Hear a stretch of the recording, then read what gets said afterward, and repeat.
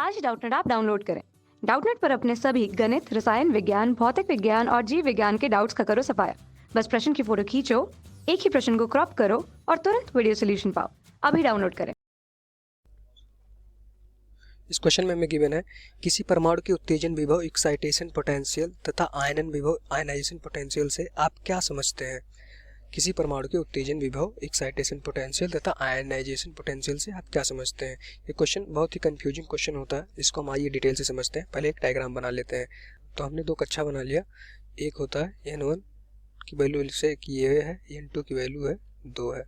हमारे पास दो इलेक्ट्रॉन है, n1 कक्षा में है, उसको हम इतनी एनर्जी देंगे कि वो n2 तक पहुंच गया। तो इस किसके करस्पॉन्डिंग जो भी एनर्जी होती है उसको हम बोलते हैं उतनी एनर्जी दे दो कि किसी भी हायर कक्षा में पहुंच जाए, n2 n3 किसी भी हायर कक्षा में पहुंच जाए, तो उसके करस्पॉन्डिंग जो एनर्जी होती है उसको हम बोलते हैं excitation energy, simply excitation energy या फिर उत्तेजित ऊर्जा, एक्साइटेशन एनर्जी। अब इस एक्साइटेशन एनर्जी के करस्पॉन्डिंग जो भी हमारा विभव होगा, उसको पोटेंशियल होगा, उसको हम बोलते हैं ionization potential, excitation potential. Simply इसकी जो डिफिनेशन है वो क्या होगी कि किसी भी निम्न कक्षा से किसी भी उच्च कक्षा में जाने पे जितनी भी ऊर्जा की रिक्वायरमेंट होती है उसको बोलते हैं एक्साइटेशन एनर्जी, एक्साइटेशन एनर्जी। और उसके करस्पॉन्डिंग जितना भी विभव होगा उसको बोलते हैं एक्साइटेशन पोटेंशियल। एक्साइटेशन मतलब क्या होता है कि वो एक्साइट हो गया, उसकी एनर्जी एक्साइट हो गई, मतलब किसी भी निम्न कक्षा से वो उच्च कक्षा में चला गया। मान लीजिए n1 इक्वल्स टू 1 से स्टार्ट किया, वो चला गया 3 में, वो चला गया हमारा n इक्वल्स टू 3 में। तो ग्राउंड लेवल से स्टार्ट किया और तीसरी कक्षा में चला गया, तो मतलब एक्साइट हो गया। उसके करस्पॉन्डिंग जो भी ऊर्जा होगी उसको बोलते हैं एक्साइटेशन एनर्जी, और उसके करस्पॉन्डिंग जो भी हमारा विभव होगा उसको बोलेंगे एक्साइटेशन पोटेंशियल।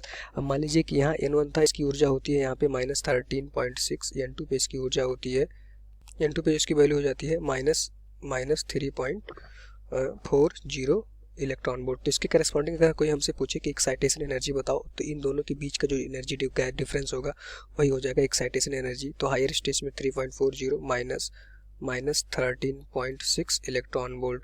तो इसकी जो एक्साइटेशन एनर्जी हो जाएगी या उत्तेजित ऊर्जा हो जाएगी, उसकी वैल्यू हो जाएगी 10.2 इलेक्ट्रॉन वोल्ट। इसे ही ऊर्जा हमारी क्या होती है, आयनन ऊर्जा। कोई पूछे कि अगर आयनन ऊर्जा के बारे में, आयनन विभव के बारे में बताओ, तो उसकी वैल्यू भी हो जाएगी 10.2 इलेक्ट्रॉन वोल्ट आयनन विभव, इसके करस्पॉन्डिंग हो जाएगा। इसके करस्पॉन्डिंग जितनी भी ऊर्जा होती है वही हमारा क्या होता है, विभव होता है, वही हमारा विभव हो जाता है। दूसरा हमसे पूछा गया है कि आयनाइजेशन पोटेंशियल क्या होता है, आयनित विभव क्या होता है। अभी हमने बात किया कि उत्तेजित विभव मतलब किसी भी निम्न स्तर से उच्च स्तर में चला जाए, कुछ भी हो सकता है। मान लीजिए कि यहाँ से n1 में था, उसकी एनर्जी थी 1 में था, तो इसकी एनर्जी 13.6 था। अब n3 में चला गया, तो इसकी एनर्जी n3 पे हमें पता होती है कि उसकी एनर्जी जो होती है -1.51 इलेक्ट्रॉन वोल्ट। अगर इन दोनों को घटा देंगे, -1.51 electron volt minus 13.6 electron volt, तो इसकी जो एनर्जी आएगी वो हो जाएगी, इसकी जो एनर्जी हो जाएगी उसकी वैल्यू हो जाएगी 12.1 इलेक्ट्रॉन वोल्ट। अब इसका अगर विभव हमसे पूछा जाए तो विभव भी यही सेम होगा, विभव की वैल्यू इसके करस्पॉन्डिंग जितना भी पोटेंशियल होगा, तो पोटेंशियल की वैल्यू विभव 12.1 इलेक्ट्रॉन वोल्ट। लेकिन ये क्या होगा, उत्तेजित विभव या एक्साइटेड पोटेंशियल, उत्तेजित विभव। अब हमसे दूसरा इसमें पूछा गया है, आयोनाइजेशन मतलब आयनित विभव के बारे में। आयनित विभव क्या होता है, सिंपली हम समझ ले, किसी भी ग्राउंड स्टेट या किसी भी निम्न स्तर से अगर हम किसी भी इलेक्ट्रॉन को उस इन्फिनिटी तक भेज देते हैं, तो उसके करस्पॉन्डिंग जो भी हमारा विभव होता है उसको हम बोलते हैं आयनाइज विभव। इसका अगर हम डायग्राम बनाएं, अब हम कहते हैं कि हमारा अर्थ था, ग्राउंड स्टेट में था, ये हमने डायग्राम बना लिया। अब हम इसको कहते हैं कि हमारा अभी n1 इक्वल्स टू 1 पे था या अर्थ पे था। अब इसको हमें क्या करना है, इसकी एनर्जी जो हमें पता होती है कि इसकी एनर्जी यहाँ पे होती है -13.6 इलेक्ट्रॉन वोल्ट। अब इस ग्राउंड स्टेट वाले को हमें इन्फिनिटी पर अगर भेज दें, ये हमारा अनंत है, अनंत तक अगर भेजने में जो भी इसके करस्पॉन्डिंग विभव होगा वो हमारा आयनित विभव होगा। आयनित मतलब कि सिंपली उसको अनंत पे ही हमें भेजना, जहाँ कहीं भी हमें आयनित विभव दिखे, मतलब जिस ग्राउंड स्टेट पे है, मान लीजिए यहाँ पे n2 इक्वल्स टू 2 पे था, यहाँ से इसको हम अनंत तक भेज दें, तो इसके करस्पॉन्डिंग जो भी विभव होगा उसको हम बोलेंगे आयनित विभव। अनंत तक भेजने पे जो विभव होगा उसके करस्पॉन्डिंग उसको बोलेंगे आयनित विभव। अब आयनित विभव की वैल्यू पूछी जाए, इस पे एनर्जी पता होती है, क्या होती है, 0।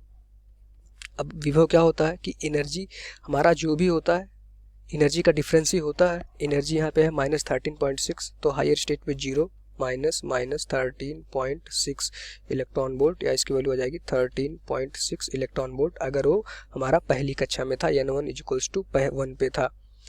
अब सिंपली ये सब ना करने की वजह से अगर हम इसको पॉजिटिव, जितना भी ये नेगेटिव एनर्जी है, अगर इसको पॉजिटिव एनर्जी हम दे दें तो सिंपली हमारा इन्फिनिटी पे पहुंच जाएगा। तो हमेशा शॉर्ट कॉन्सेप्ट में अगर हम याद रखें, कहीं भी मान लो n2 पे था, इस पे एनर्जी होती है -3.40 इलेक्ट्रॉन वोल्ट। अगर इतनी भी हम पॉजिटिव एनर्जी दे दें तो इलेक्ट्रॉन हमारा इन्फिनिटी पे पहुंच जाएगा। तो ये हमारा n2 के लिए हमें हमारी आयनित विभव हो जाएगा। तो सिंपली जितना भी इलेक्ट्रॉन जिस कक्षा में जितनी एनर्जी होती है नेगेटिव में, अगर उसका पॉजिटिव उतना उसमें हम ऐड कर दें तो उसकी वैल्यू 0 हो जाती है। अगर वैल्यू 0 होती है तो हम जानते हैं कि वो अनंत पे ऊर्जा 0 हो जाती है और वो हमारा इलेक्ट्रॉन यहाँ से इन्फिनिटी अनंत तक पहुँच जाएगा।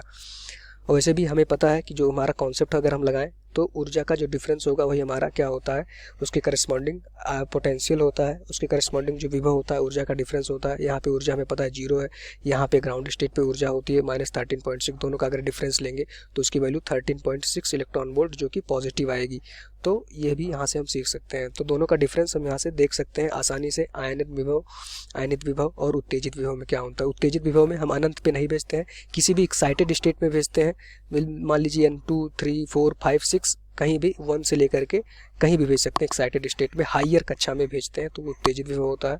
अगर किसी भी कक्षा से अगर उस इलेक्ट्रॉन को हम अनंत तक भेज देते हैं तो उसके करस्पॉन्डिंग जो विभव होता है वो आयनित विभव होता है। इस सिंपली हम इसको समझते हैं। कक्षा 6वीं से 12वीं से लेकर नीट, IIT, JEE वो एडवांस के लेवल तक 1 करोड़ से ज्यादा छात्रों का भरोसा। आज ही डाउनलोड करें डाउटनेट ऐप या व्हाट्सएप करें अपने सारे डाउट्स 8400 400 400 पर।